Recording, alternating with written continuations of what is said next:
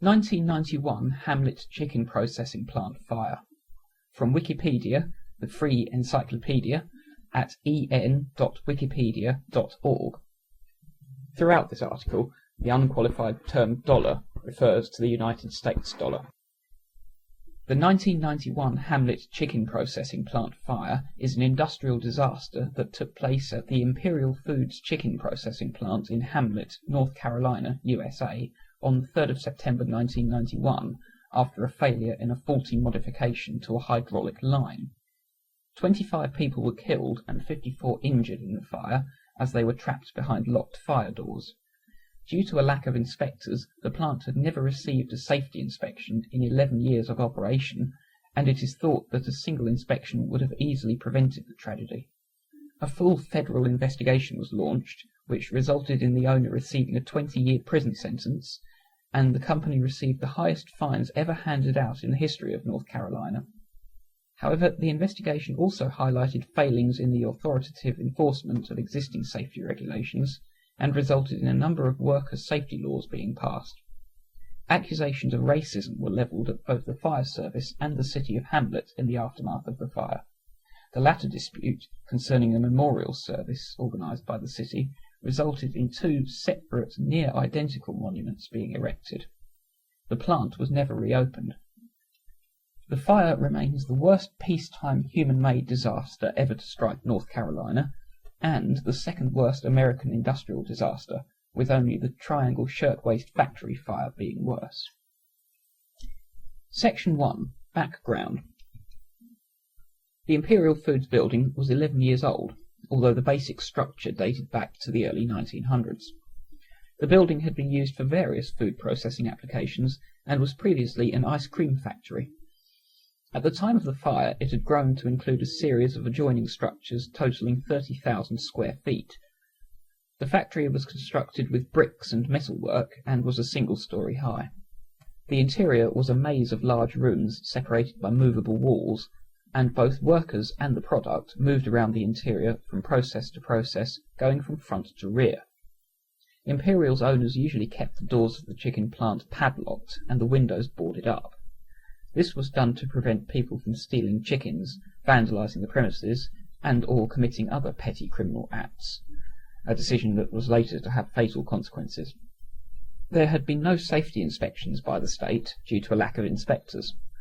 However, the poultry inspector had visited the site daily and was aware of the various fire violations, as well as the fact that much of the chicken meat was found to be rotten, and that the reason it was processed into chicken nuggets was to disguise the foul taste.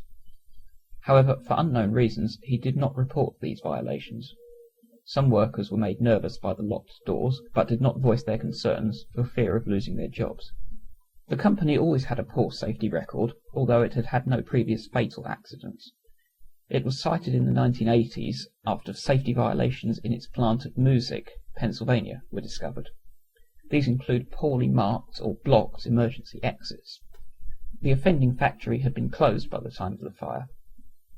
The factory had 3 previous non-fatal fires, but despite this, no action was taken to prevent recurrence or to unlock the doors.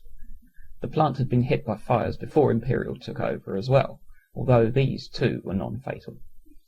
Also, the Imperial plant at Cumming, Georgia, had 2 major fires, one of which, in 1989, caused $1.2 million worth of damage. The plant in Hamlet had been hit by fires before Imperial took over as well, although these too were non-fatal.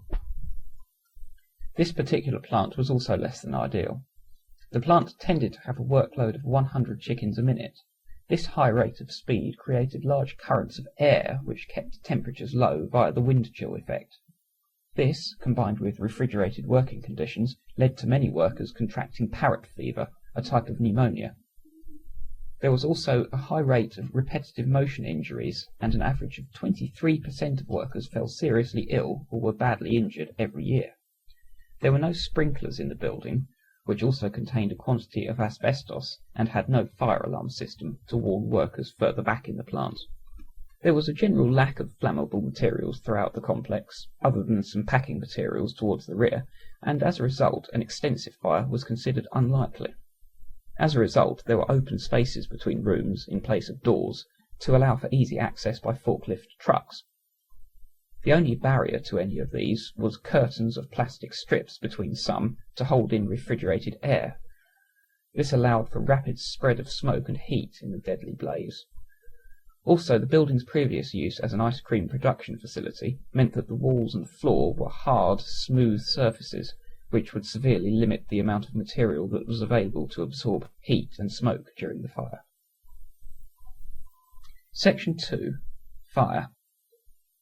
There were 90 employees in the facility at the time of the fire, which began when a 25-foot-long deep-fat fryer vat apparently spontaneously ignited at around 8:30 a.m. This cooker was temperature-controlled via thermostat and was maintained at a constant 375 degrees Fahrenheit or 190 degrees Celsius, which was variable by design to 15 degrees Fahrenheit either way. The fire spread rapidly, causing trauma-related injuries to some of the survivors as they rushed to escape. Large quantities of thick, acrid smoke were produced by a combination of burning soybean oil and chicken and melting roof insulation. One worker later described being overtaken by this smoke while running at full speed to the rear of the facility. The smoke was later found to be hydrocarbon charged and therefore had the potential to disable someone within a few breaths. Several gas lines embedded in the ceiling also caught fire and exploded. Those who were able to escape unharmed worked in the front of the building and escaped through the unlocked main entrance, but most workers were trapped by a curtain of smoke. Workers attempted to escape through the locked doors by kicking them down, but without success. Most of the survivors escaped via a loading bay.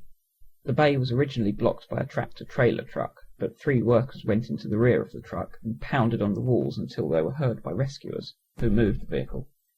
Others were able to escape when several workers managed to break open a few of the doors, although for many the open doors came too late. The injured were sent to several different hospitals for treatment for their injuries. One of the deceased worked for an external company and was resupplying the on-site vending machines. No one even realized he was inside the plant until the company he worked for reported his truck as missing. Casualties were high, with 25 fatalities. In addition, 54 people received injuries such as severe burns, blindness, respiratory disease from smoke inhalation, neurological and brain damage, and post-traumatic stress disorder. Of the fatally injured, 18 were female and 7 were male. Many of the survivors either died early deaths from their injuries or still suffer the effects, and others have become addicted to their medication or to alcohol. Emergency response. The emergency response was slow to start because the telephones inside the building could not be used, so the owner's son drove down to the fire station and informed them there that the factory was on fire, but neglected to say that workers were still in the plant. Over 100 medical and emergency service personnel attended the scene, some of whom ran from a local hospital, and nearby towns provided emergency evacuation for the wounded via 4 helicopters from the local hospital to nearby burns units, although they did not attend the scene itself. The emergency response has come under heavy criticism in the aftermath of the blaze. Fire Chief Fuller, who was in charge of the emergency response, refused help several times from nearby Dobbins Heights Fire Department, located just 5 minutes' drive away. Dobbins Heights Fire Department was comprised of African American volunteers, and there have been allegations that there was racial prejudice on the part of the fire chief, especially since the workers, being black, were also of an ethnic minority. However, Fuller has defended his decision, saying at the time he refused assistance he did not realize the doors were locked, adding, "In a fire like this you need good, seasoned people."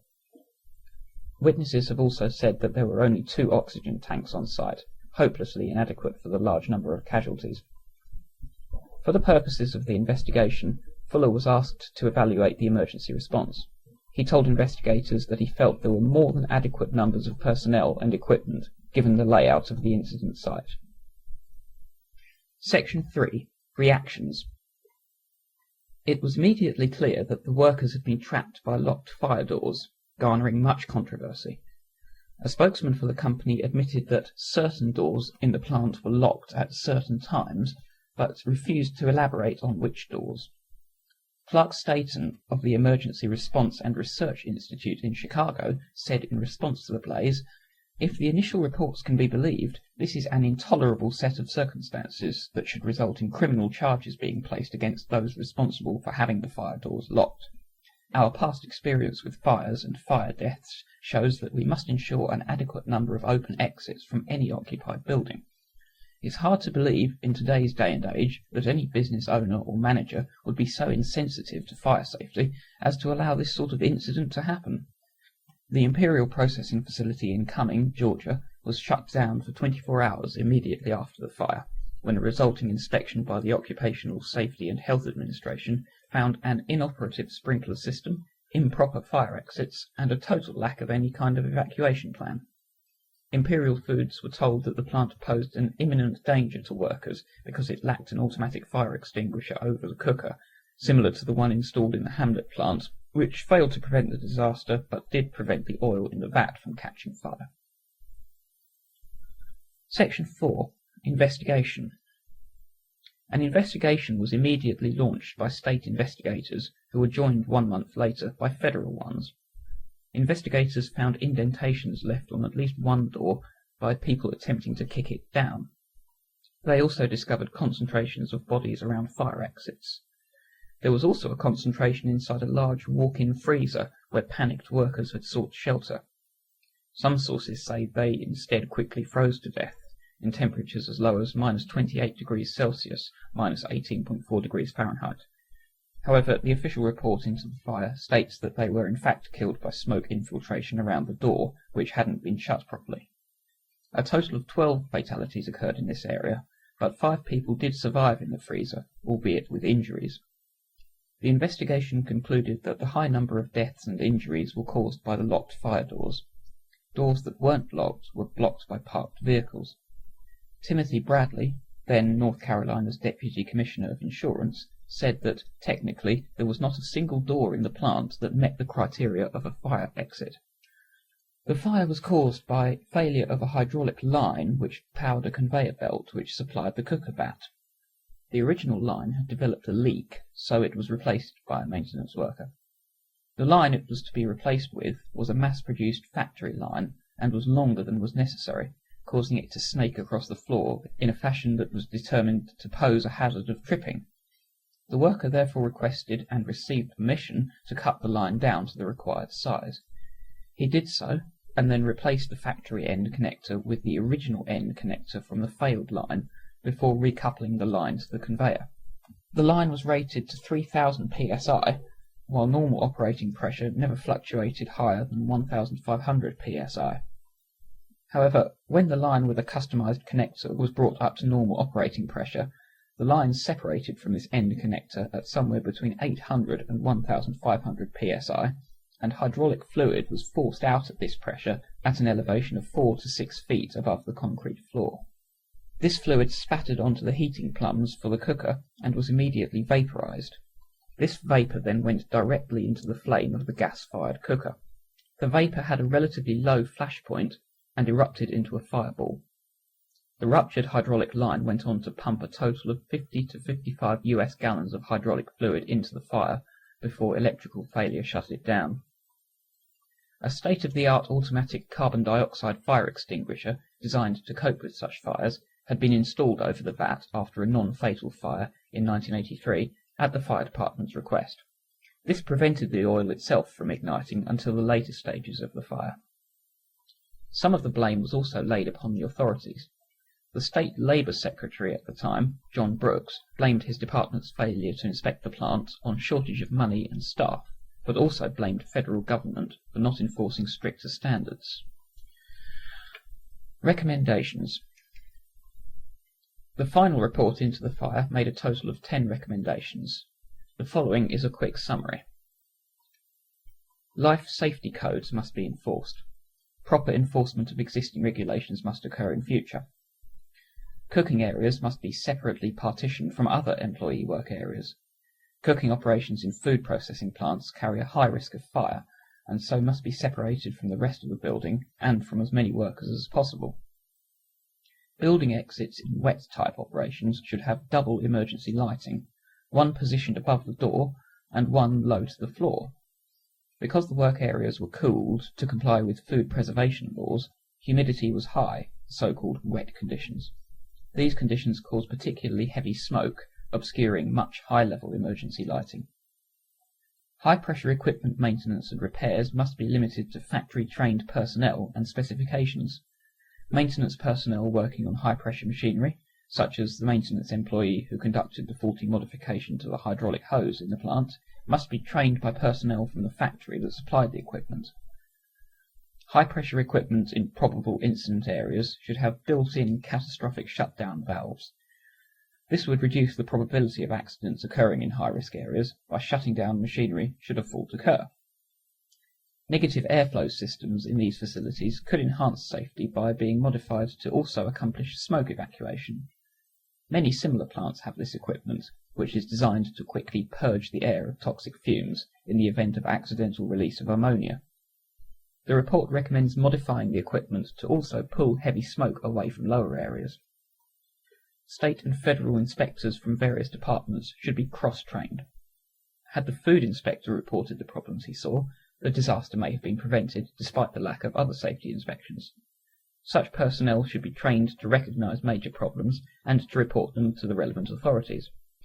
Establish a worry-free line of communications for industry employees. Workers inside the Hamlet plant were afraid to say anything about safety conditions due to fear of being fired. To overcome such problems, states should establish systems of anonymous reporting by workers of problems within their places of work. The number of OSHA safety inspectors must be increased.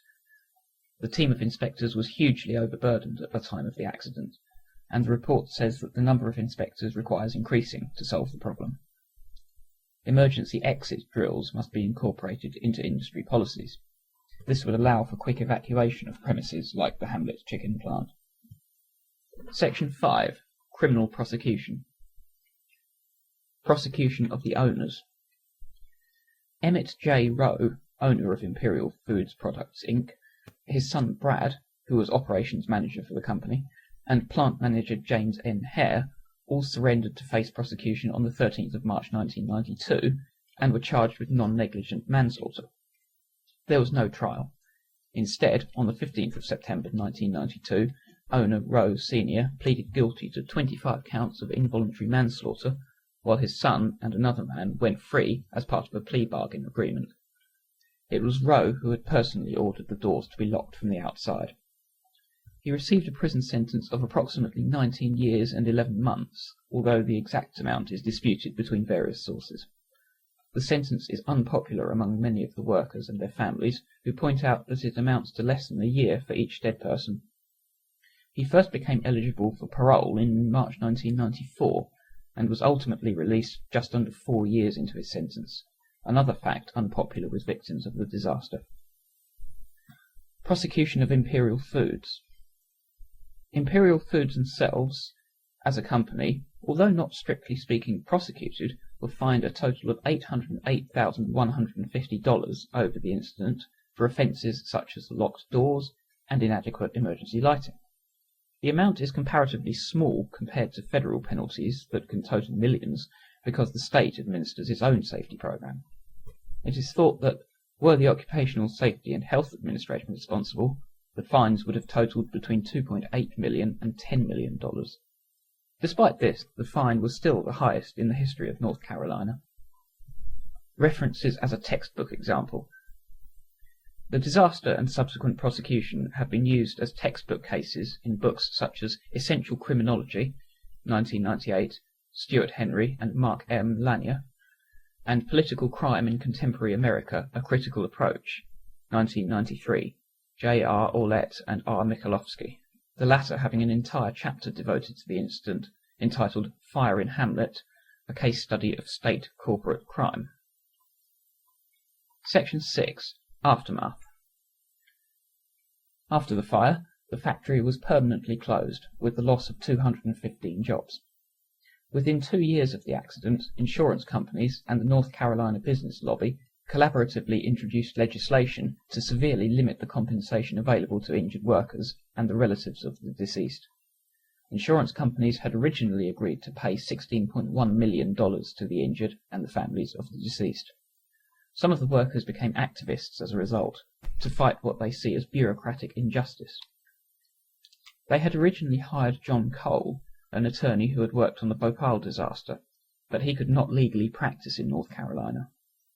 On the 9th of January 1992, then Labour Secretary Lynn Martin told North Carolina state officials that they had a deadline of 90 days to improve enforcement of job safety and health regulations, or federal agencies would take over. The North Carolina General Assembly passed a number of new worker safety laws as a result. 2 separate monuments were erected due to a dispute. Many of the workers and their families wanted Jesse Jackson to speak in the city's memorial effort. But then Mayor Abby Covington did not want him involved, and was backed up by many other local authority figures. The argument is often seen as being discriminatory on the grounds of race or class. The result was that a group of the survivors held their own service, separate to that provided by the authorities, which included Jackson. Both services unveiled near identical monuments, which are situated just 50 yards or 46 metres from each other. Many firefighters also suffered psychological problems after the fire, as, due to the small size of the community, many of the firefighters knew some or all of the victims. 50 to 60 of them attended counselling sessions as a result.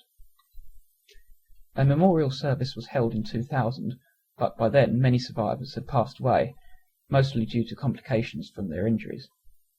The burned-out shell of the factory remained for many years, but was eventually bulldozed by the state in 2001, after they declared it a public health nuisance due to the psychological impact it had on the victims, many of whom still lived within sight of the structure. Section 7. References in popular culture. Jello Biafra and Mojo Nixon wrote a song about this incident called Hamlet Chicken Plant Disaster. It is included in their album Prairie Home Invasion. The disaster is the subject of a documentary film entitled Hamlet, The Untold Tragedy. Although the project is currently looking for funds for completion, a 20-minute version entitled Hamlet Out of the Ashes is currently on tour. And a book on the subject, A Southern Tragedy in Crimson and Yellow, was written by Lawrence Naumoff. Although it follows a fictional character, much of it is based on the fire. See also articles on Collinwood School Fire, a 1908 fire that resulted in a national effort to change doors at public buildings so that they opened outward, and mandatory panic bar latches on all doors in schools. Triangle Shirtwaist Factory Fire, a 1911 factory fire which resulted in extensive changes to safety and workers' compensation laws. Coconut Grove Fire, a 1941 fire resulting in bans on flammable decorations and new safety standards for fire doors. Our Lady of the Angels School Fire, a 1958 fire resulting in worldwide fire safety improvements in many buildings, particularly schools. And Beverly Hills Supper Club Fire, a 1977 fire which led to an overhaul of fire code enforcement and a ban on aluminium wiring. This sound file and all text in the article are licensed under the GNU Free Documentation License, available at www.gnu.org/copyleft/FDL.html.